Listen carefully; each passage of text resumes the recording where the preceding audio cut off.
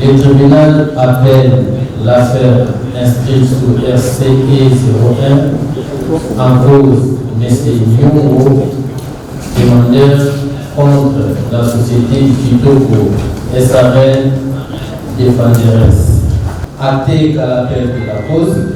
Susciter le goût du droit de l'environnement aux étudiants et aux juristes, c'est l'un des objectifs poursuivis par le projet, contribuer à l'émergence du droit de l'environnement dans les universités de la RDC. Ce projet initié par l'ONG Juristes pour le droit de l'environnement au Congo, JUREC en sigle, a été lancé ce jeudi 5 juin 2025 à Kinshasa en présence de plusieurs personnalités tant du secteur judiciaire qu'environnemental. Le projet est exécuté au travers l'organisation des procès fictifs en droit de l'environnement.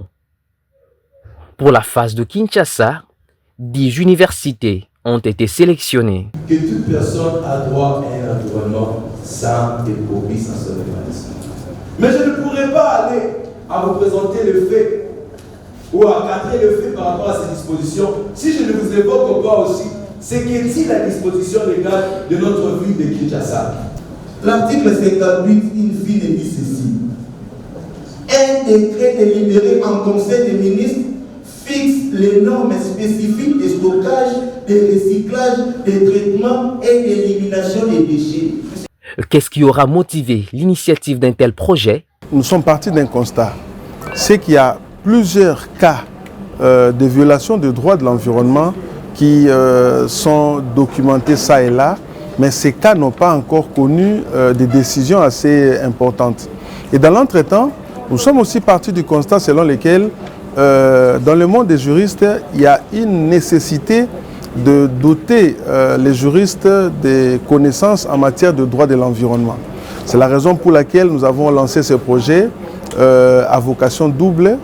D'abord, de contribuer au renforcement des connaissances des juristes, notamment des étudiants qui finissent l'université, sur des questions environnementales, qui sont des questions émergentes, des questions d'actualité, mais aussi de les initier à la pratique judiciaire mais environnementale, d'aider les étudiants à comprendre ce que dit le droit de l'environnement, mais aussi à savoir comment se préparer à des grands procès, à des grands défis liés à l'application du droit de l'environnement en RDC. Ce projet qui est lancé en ce jour par le secrétaire général à l'environnement et développement durable devra s'étendre sur l'ensemble du territoire national.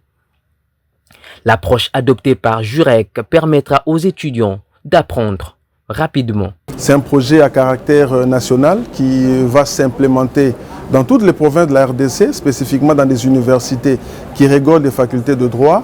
Aujourd'hui, c'était le lancement par le secrétaire général à l'environnement et développement durable. Les prochaines étapes sont les suivantes. D'abord, nous aurons organisé des formations avec ces étudiants qui sont sélectionnés. Nous allons apprendre à ces étudiants le b.a.-ba du droit de l'environnement, partant des conventions internationales jusqu'au texte interne. Et par la suite, nous allons les initier à la plaidoirie. Nous allons leur remettre des thématiques spécifiques liées aux questions d'actualité, telles que l'assainissement, qui a été discuté aujourd'hui, les changements climatiques, la protection de la biodiversité, ainsi de suite. Et donc, à partir de ces thématiques, les étudiants vont préparer des procès. Ils viendront pour partager à travers les plaidoiries. L'avantage de cette approche, c'est que les étudiants apprennent par essai-erreur, c'est-à-dire les étudiants apprennent sur le plan théorique, les étudiants se mettent également à pratiquer le droit de l'environnement. La cérémonie du lancement a connu la participation de plusieurs acteurs judiciaires, dont les magistrats et les avocats. De manière unanime, ils ont salué l'initiative et encouragé les étudiants à s'intéresser au droit de l'environnement. Je vous invite à vous spécialiser. Le grand problème, je pense qu'il y a un professeur d'université, le grand problème du Congo aujourd'hui est que lorsque nous sortons de la faculté de droit, il n'y a pas de spécialisation. Nous sommes tous généralistes. Or, aujourd'hui, en international, lorsqu'on vous consulte, la première question qu'on vous pose, vous êtes spécialisé dans quel domaine? Les questions de l'environnement étant des questions au centre des droits de l'homme. L'homme qui ne peut survivre sans son environnement est un échange entre différentes parties, les parties à ce procès, un échange d'arguments Il n'est pas question du vrai absolu, mais du vraisemblable. Ce que vous allez présenter de plausible. Je vous invite donc à apprendre. Le procès a 2 volets dans sa présentation. La forme, pas forcément la forme liée aux exceptions, mais la manière de présenter les choses, la forme ainsi que le contenu. Soignez votre présentation, soignez l'expression corporelle, soignez également votre propre présentation physique. La matérialisation du projet contribuer à l'émergence du droit de l'environnement dans les universités de la RDC est rendue possible grâce à l'appui technique et financier de certains partenaires, au nombre desquels le cabinet d'avocats Kapouya. Son associé gérant a rappelé le bien fondé d'accompagner un tel projet. Nous avons tous conscience maintenant que la problématique de l'environnement est une donnée qui est désormais liée à la survie à la fois des humains et de la planète. Donc il est important pour nous de pouvoir accompagner cet événement, d'autant plus qu'on s'adressait cette fois-ci à des jeunes étudiants à qui on devait inoculer la passion de l'environnement pour qu'ils en soient les défenseurs demain.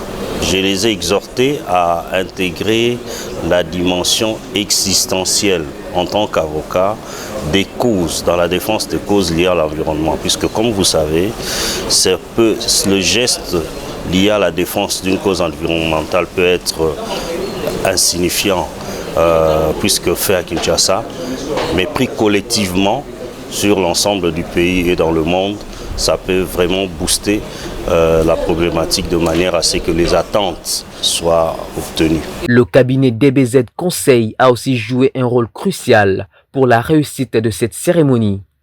Sa participation est considérée comme une sonnette d'alarme. Le cabinet DBZ Conseil fait partie des rares cabinets dans lesquels il y a des experts sur les questions environnementales. Et au regard des questions auxquelles nous faisons face aujourd'hui, nous avons estimé qu'il était utile de soutenir cette activité en vue de sonner l'alarme, de faire savoir au monde que la République démocratique du Congo est un pays solution, certes, mais tant que les juristes ne prendront pas ces questions au sérieux, à bras le corps, ça sera difficile de faire valoir nos droits et de faire valoir notre expertise en matière environnementale. Un appui vivement salué par le président du JUREC, Maître Félix Lila Kako, invite par ailleurs les bailleurs de fonds à s'y impliquer. Mais il est très important que les différentes parties prenantes, les bailleurs de fonds, les partenaires techniques et financiers, qui éjectent plusieurs moyens pour la sauvegarde de l'environnement, la sauvegarde de la biodiversité, ainsi de suite, s'engagent par rapport à ces projets. Parce qu'en fait, en réalité, on peut beau financer, on peut beau mobiliser des millions pour la protection de l'environnement, mais si les volets application, si les volets contrôle des différentes conventions, des engagements pris par l'État n'est pas opérationnel, ce sera des efforts en vain. Donc nous lançons vraiment un cri d'alarme au niveau des partenaires de se joindre à nous pour voir comment pousser ce projet, non seulement à Kinshasa, mais aussi au niveau d'autres provinces. Le dit projet a été lancé à l'occasion de la Journée mondiale de l'environnement, célébrée le 5 juin sous le thème « Lutter contre la pollution plastique ». Alors, plus rien n'étant restaurant, le tribunal clôt les débats.